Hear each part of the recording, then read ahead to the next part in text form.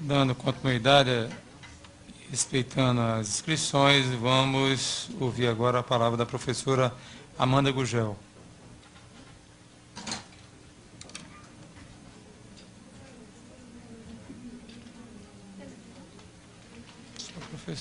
Bom dia a todas e todos. Durante cada fala aqui, eu pensava em como organizar a minha fala, né? Porque, assim, são tantas questões a serem colocadas e tantas angústias, né, do dia a dia, de quem está em sala de aula, de quem está em escola, e eu queria, pelo menos, conseguir sintetizar minimamente essas angústias.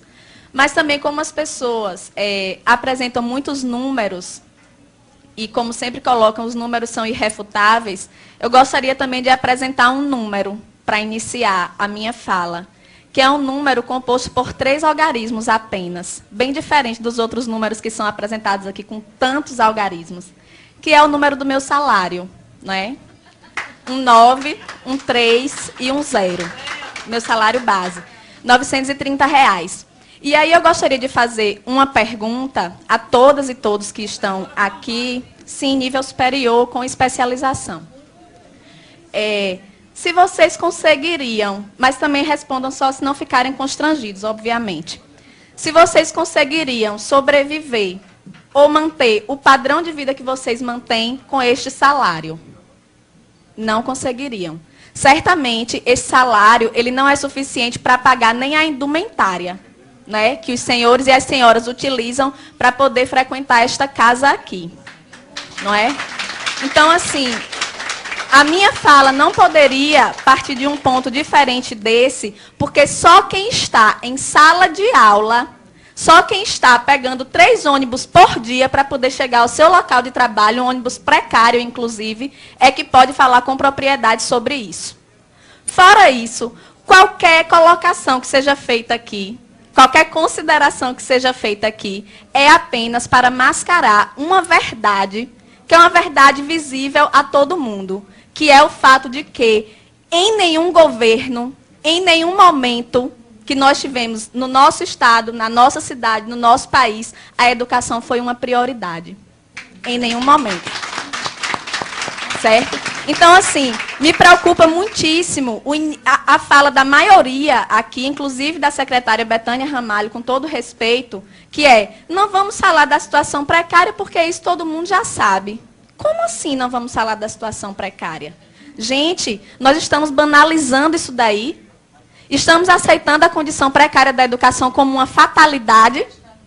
Estão me colocando dentro de uma sala de aula com um giz e um quadro para salvar o Brasil, é isso? Salas de aulas superlotadas, com os alunos entrando a cada momento com uma carteira na cabeça, porque não tem carteiras nas salas. Sou eu a redentora do país? Não posso, não tenho condições. Muito menos com o salário que eu recebo.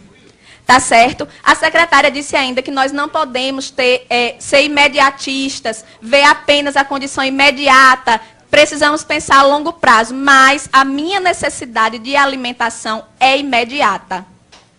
A minha necessidade de transporte é imediata.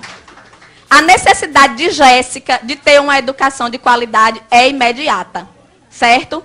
Então, eu gostaria de pedir aos senhores, inclusive, que se libertem dessa concepção errônea, extremamente equivocada, isso eu digo com propriedade, porque sou eu que estou lá, inclusive, além, propriedade maior até do que os grandes estudiosos, parem de associar a qualidade de educação com professor dentro de sala de aula. Parem de associar isso daí.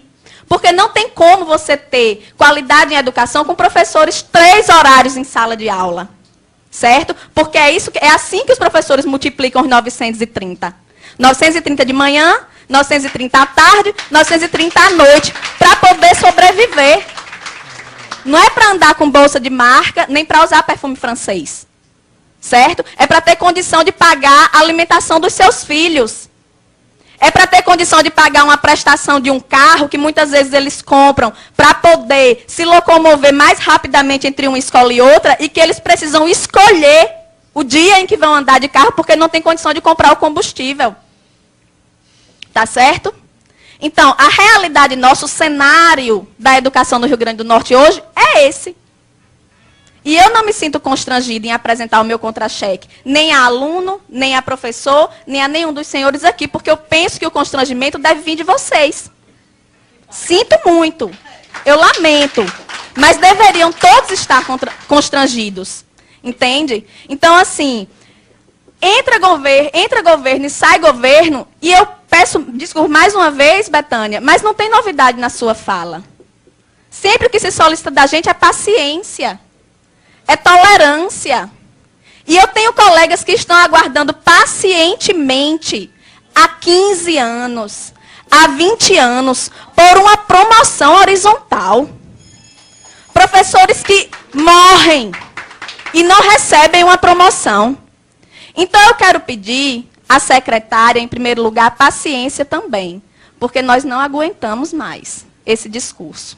Não aguentamos. O que nós queremos é objetividade. Como é que é? Queremos sair desse impasse? Queremos, mas como? Sem nenhuma proposta, de mãos abanando? Voltar mais uma vez desmoralizado para a sala de aula, para o aluno dizer, professor, a gente ficou aqui sem ter aula e só isso.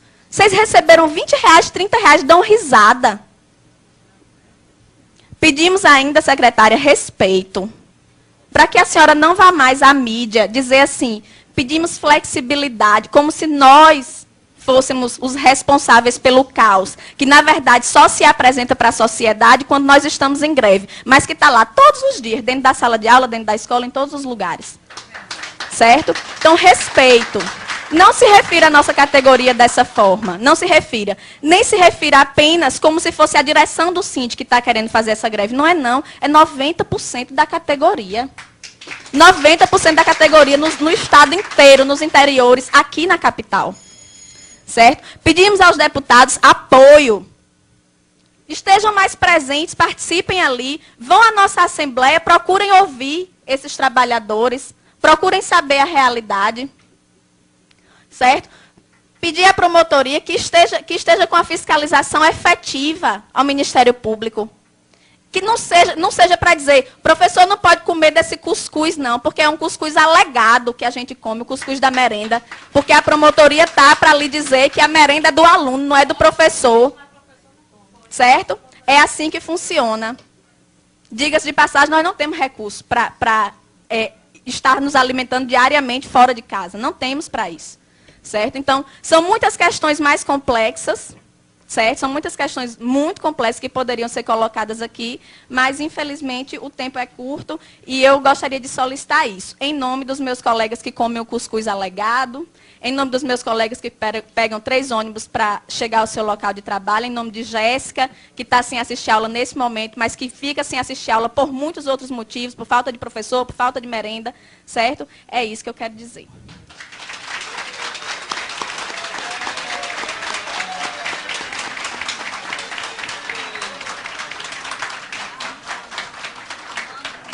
Parabéns à professora Amanda Gurgel.